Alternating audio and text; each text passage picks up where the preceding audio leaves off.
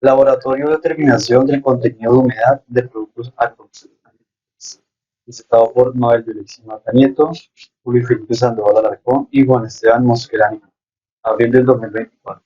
Introducción. La humedad es considerada como uno de los mayores problemas de la conservación de los alimentos. Este parámetro intrínseco interno va a determinar la vida útil de los alimentos. Por lo tanto, es de gran importancia conocer los diferentes métodos que existen para determinar el contenido de humedad en un producto.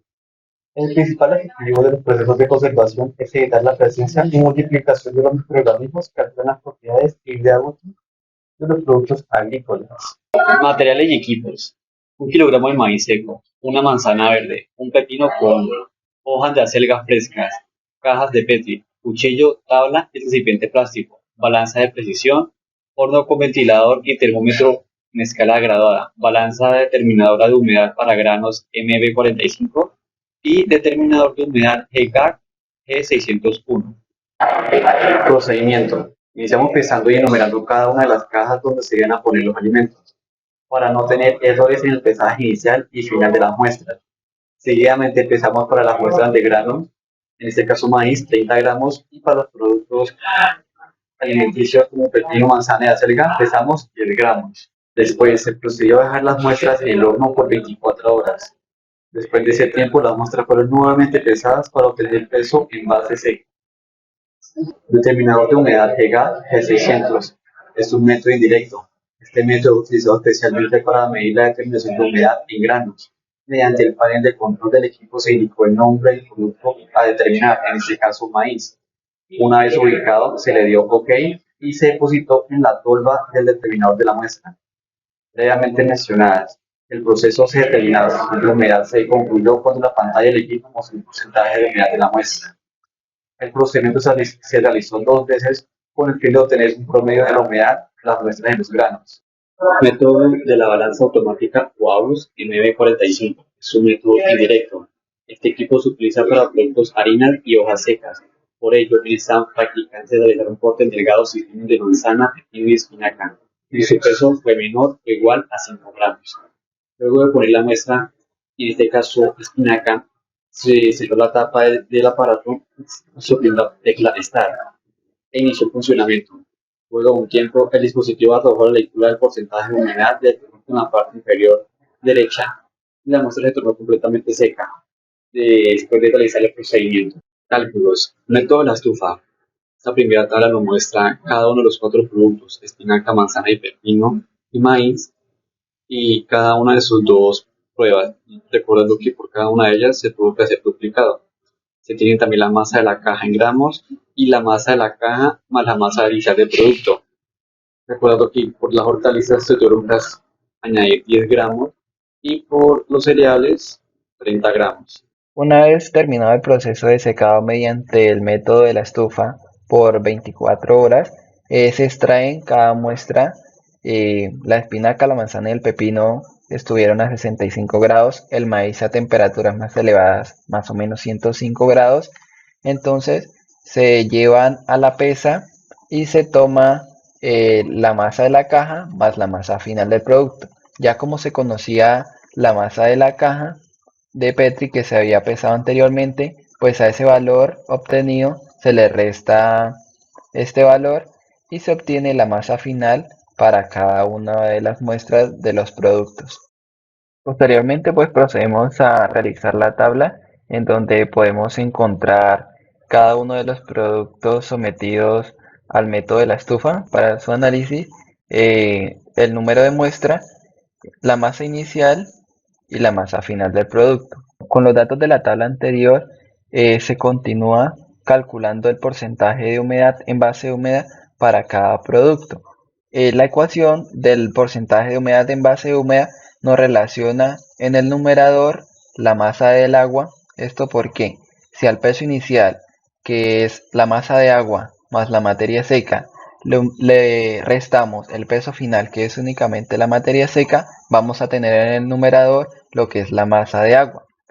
Y relacionamos en el denominador el peso inicial, que es la suma de la materia seca más la masa de agua, todo esto por 100. Cabe aclarar que el porcentaje de humedad en base de humedad es la que más se utiliza comercialmente. Aquí, a manera demostrativa, hemos calculado el porcentaje de humedad en base de humedad para cada producto en su número de muestra 1, obteniendo para la espinaca un 90,8% de porcentaje de humedad en base de humedad, para la manzana un 84,28%, para el pepino un 96,53% y para el maíz un 11,49%. También se calculó el porcentaje de humedad en base seca, en este caso únicamente para el maíz, debido a que con los demás productos no se podía porque se obtienen valores muy elevados de por encima del 100%. ¿Esto por qué? Porque ellos tienen una gran cantidad de agua, mientras que el maíz ya viene con muy poco contenido de humedad. Entonces, pues esta es la ecuación para hallar el porcentaje de humedad en base seca y se obtuvo para el maíz en base seca una humedad para la muestra 1 del 12,98% y para la muestra 2 un 12,95%. Los resultados para la determinación del porcentaje de humedad por métodos indirectos, los cuales se realizaron con los equipos de la balanza de infrarrojos y el determinador de humedad GEACA, pues se obtuvo como resultado un porcentaje de humedad en base de humedad para cada producto. El pepino, la espinaca y la manzana verde, podemos relacionar aquí su porcentaje de humedad en base de humedad. Estos se calcularon o se determinaron por medio de la balanza de infrarrojo. Para la giaca, que se realizaba únicamente con granos, pues para el maíz, en sus dos muestras analizadas, se obtuvo un mismo porcentaje de humedad en base húmeda que fue de 13,6%. En esta tabla podemos observar el porcentaje de humedad en base húmeda para cada producto según el método utilizado. Algunos utilizaron el de la estufa y la balanza de infrarrojo y otro utilizó el de la estufa y el del GEACA. Entonces, con los dos porcentajes de humedad en base de humedad hallados, se calculó la desviación estándar. Aquí la podemos observar en esta columna. Por medio de la desviación estándar, pues se podría visualizar qué tan dispersos estaban los datos. Recordemos que entre más cercano a cero, quiere decir que los datos no presentan mucha distancia entre sí. Entonces, aquí podemos observar que fueron muy cercanos a cero, dándonos como indicio de que entre los dos métodos no hubo mucha dispersión.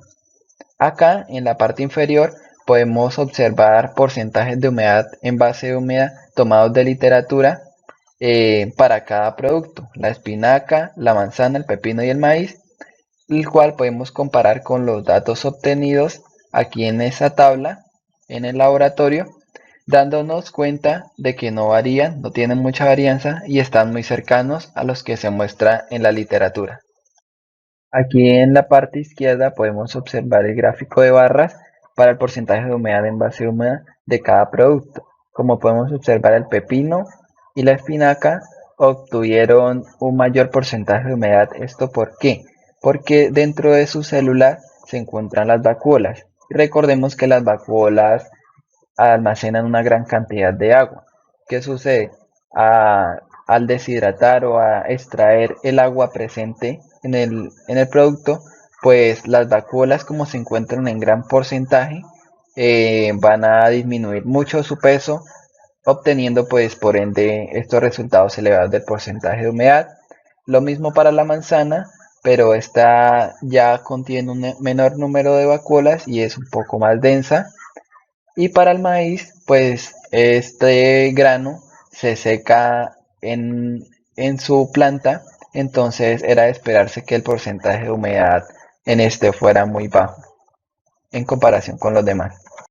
Centrándonos ya en los resultados para el grano de maíz, entonces se obtuvo por ambos métodos un porcentaje de humedad en base húmeda dentro de los rangos óptimos que garantizan un almacenamiento seguro para el grano. ¿Por qué? Porque hay una menor actividad de agua y esto garantiza que no va a haber agua disponible para el desarrollo de bien sea de hongos u otros microorganismos que puedan deteriorar el alimento. Como conclusión, tenemos que tanto los métodos directos como los indirectos llegaron a tener valores muy cercanos, por lo tanto ambos pueden ser efectivos, aunque se destaca que pues los indirectos llegan a tener menor duración.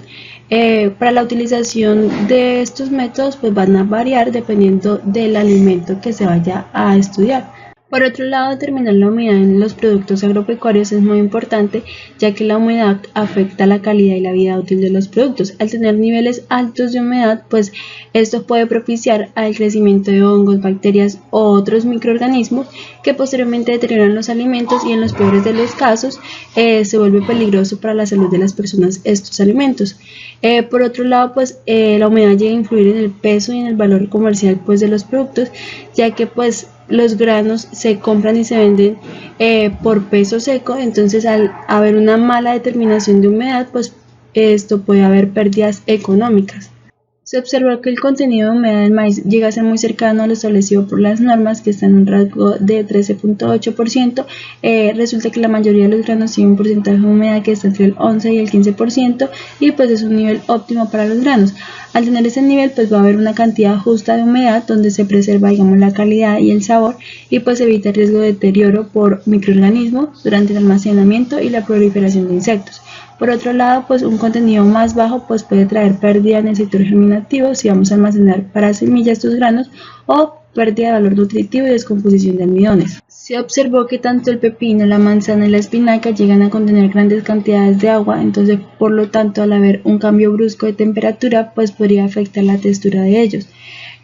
Conocer el contenido de humedad de estos productos es importante, ya que se puede determinar la mejor manera de conservar pues para prolongar su vida útil durante la venta y después de ella. El método de destilación consiste en separar el agua presente en los productos mediante un proceso de calentamiento y evaporación. En algunos casos se utiliza el aceite mineral, donde los vapores llegan a alcanzar una temperatura de ebullición y pues arrastran el agua que contiene, en este caso, un producto, sea agrícola o demás, y pues ese vapor de agua se va a recoger en un tubo recolector, que es el que visualizamos aquí, donde se separa el aceite debido a la diferencia de densidad. Al concluir, digamos, este proceso, se llega a cuantificar el volumen del agua destilada recolectada, y pues posteriormente se procede a calcular el porcentaje de humedad presente en la muestra. Algunas de las ventajas que llega a tener este método es que es preciso pues para determinar el contenido de humedad en diversos productos, lo que hace versátil. Y por otro lado, pues una desventaja que tiene es que requiere tiempo para que el agua y el aceite lleguen a hervir y pues se lleguen a evaporar, y pues podría presentarse, digámoslo así, un error a la hora de medir el volumen del agua que contiene el alimento. El grano al ser biocoloidal pues presenta de tres formas el agua. Entonces está el agua libre o absorbida, que es el agua que se encuentra depositada de forma superficial en el grano o en sus espacios intergranulares o también poros, y pues esta agua no tiene ninguna conexión con las moléculas de las sustancias absorbentes, ella solamente la utiliza como una estructura de apoyo. Por otro lado tenemos el agua ligada, que se subdivide en dos, que es el agua capilar y el agua absorbida. El agua absorbida se une firmemente a la materia seca, y pues esas moléculas de agua llegan a interactuar con la sustancia, entonces como resultado las propiedades se van a ver afectadas. Esta forma de agua se comporta de una manera distinta al agua líquida y la presión de vapor es menor. Está también el agua capilar, en esa agua ligada. Y por último tenemos la agua de constitución, que es la que forma parte de la estructura molecular de los componentes del grano y solamente se elimina mediante pues métodos químicos o físicos drásticos. Al eliminar esta agua pues se puede afectar el pH y la producción enzimática. Existen dos métodos directos. Entonces está el método de Carl Fisher, que se basa en una reacción química entre el agua presente en el producto y pues un reactivo de Carl Fisher. Ese reactivo pues es una solución de yodo, de dióxido de azufre, de imidazol y de metanol. Entonces la reacción química va a producir yoduro de hidrógeno y ácido sulfúrico. Entonces la cantidad de yodo que se consuma durante la reacción va a ser igual a la cantidad de agua presente en el producto o en la muestra. Por otro lado tenemos la desecación por vacío, que tiene o plantea la misma metodología que el secado por estufa, solamente que este se lleva a un desecador posteriormente y se vuelve a pesar y a ingresar a la estufa hasta que el peso se vuelva constante, y así posteriormente calcular el porcentaje de humedad de la muestra.